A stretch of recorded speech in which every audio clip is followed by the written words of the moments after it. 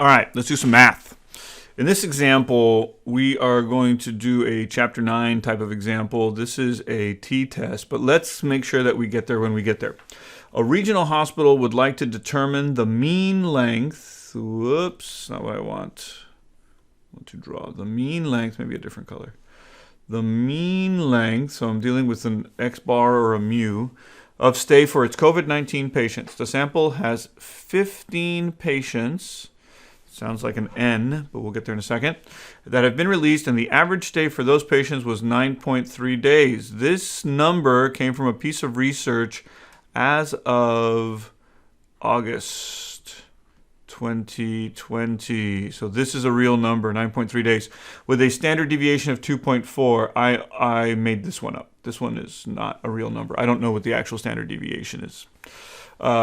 What is the 95% confidence interval for the mean length of stay for COVID-19 patients? All right, so what do we want to find out? We want to find out, the question begins here.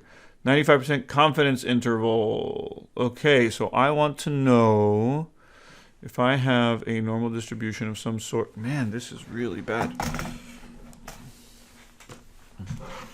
Let's try that again. If I have a normal distribution of some sort, I want to know where this thing's going to begin and end. I want to know this is x sub 1 or x bar sub 1. This is x sub 2. I want to know where is this 95% in the middle. Where is x sub 1 and x sub 2 such that I have 95% of the population in the middle. I want to be correct in estimating my total COVID-19 patients 95% of the time. All right, this is a very serious, because it tells me how many beds I need, it tells me where I need to put them, etc., etc. And if I'm wrong 5% of the time, well, it's a little more complicated than that, as we have already discussed, but you get my point. All right, so why don't we write down what we know? We know a sample of 15 patients. So n is equal to 15, right? So what are my degrees of freedom? My degrees of freedom are 14, right? What else do I know? The average stay for the patients was 9.3 days. So x bar is equal to 9.3. I'm dealing with a sample. How do I know I'm dealing with a sample? Because the hospital has conducted a sample, probably from their own internal activities, right? The standard deviation, this is S, is equal to 2.4 days. I should put a little d here for days. What else do we know? We know our confidence interval is equal to 95%, which means that our alpha is equal to 0.05 or 5%, right? You can do this as 0.95 also, obviously. Okay, so how do we calculate... So first, before we do this, we have to ask the question, is this a Z or a T? Let me go this way. Is this a Z calculation or a T calculation? Well, what do I know? Do I know that it's normally distributed? I don't know. Normal, is it normal? I don't know if it's normal or not. Let's say no, so we keep going. Is n greater than 30? Is n greater or equal to 30? It is not. So we have to say no. And that's about it. I don't know any other way to do this. I don't have enough observations. So this is not going to be a Z. We're going to do a t-stat calculation. Okay? So let me see if I can do a quick cut here. I can't. Not with this pen anyway. Not with this pen anyway. All right, so let's go down and do this again. N is equal to, N is equal to 15. My degrees of freedom is equal to 14. My x bar is equal to 9.3. My standard deviation, note that it's an S and not a sigma, is equal to 2.4. My confidence interval is equal to 0.95, and my alpha is equal to 0.05. All right, so how do I calculate this? I need to do x bar plus and minus, because I'm going to have two answers. My t distribution, where alpha divided by 2. Why alpha divided by 2? Because this is a two-tail test. We'll talk about that in just a second. Alpha divided by 2, comma, degrees of freedom, times s over the square root of n. Am I missing anything? No, I think that looks right. So why is this a two-tailed test? Why is this a two-tailed test? This is a two-tailed test because what happens to these guys on the left-hand side? They get released earlier than expected. Not that they get released early, right? But as statisticians, you've got to set the COVID-19 aside. You've got to set the emotion aside and do the actual calculated numbers. Here in the middle, I have my 9.3. We're expecting everybody to be there 9 or 10 days, right? So 9.5 days. But what happens to this, guys? They get released early. And what happens to all of these guys? They stay longer. You can assume that the longer the stay, the more serious the condition may be. I'm not a medical professional. You'll have to take that up with somebody else. And so if these guys are gone, then the seats become available. If these guys stay longer, then the beds are not available, and that is our error play, right? That's why we call it that's why our alpha and our error is out on the outside. So we want to know, how real is this estimation and where is it, so that I can dictate that I can be 95% comfortable. And then the hospital administrator is going to say, a really cheap hospital administrator is going to say, well, we're okay over here. And a really conservative one's going to say, well, we're okay over here. We should worry about 10 or 11 days. Let's find out.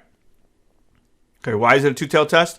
Because people leave early and people stay late. Okay, my degrees of freedom is already calculated. So let's do a little plug and play action here. X bar is 9.3 plus and minus t, which we'll calculate in a second. Alpha is 0.05 divided by 2, which obviously is 0.025. And the total degrees of freedom, which is 14.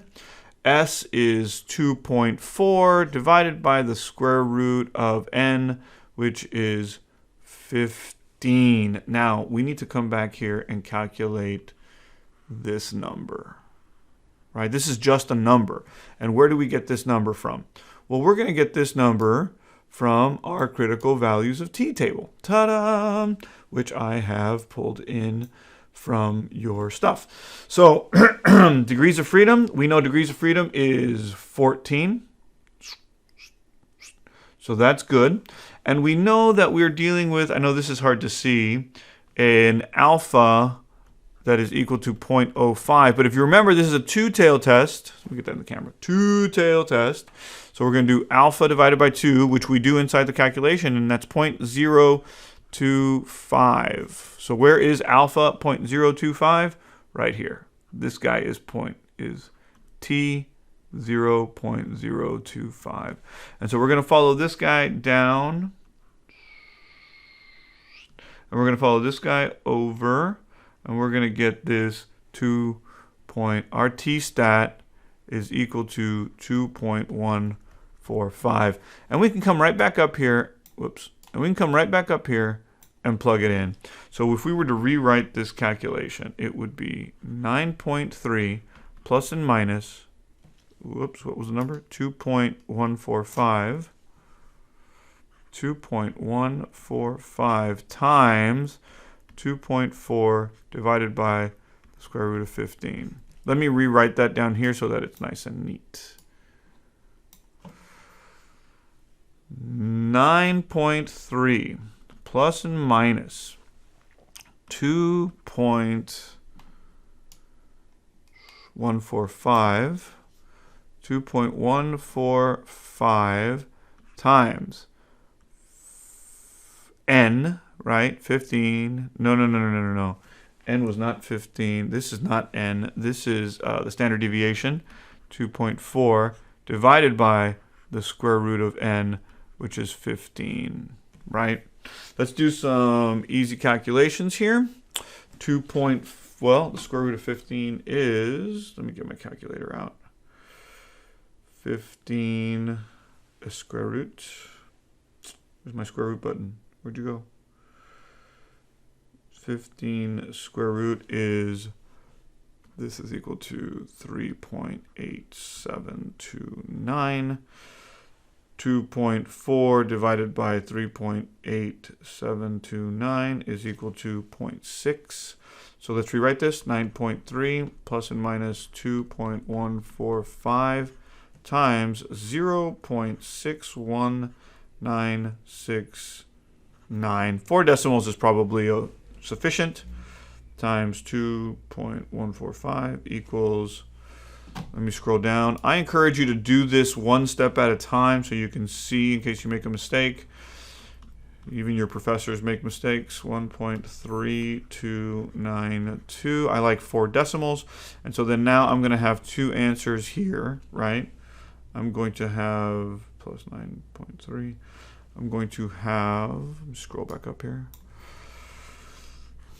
10.6292 and 9.3 minus 1.3292 equals 7.9708. If I were to redraw my table or my normal distribution, I would say that I have an x bar of 9.3. X sub 1 is at 7.97. And x sub 2 is at 10.62. And that gives me a 95% confidence interval between here and here.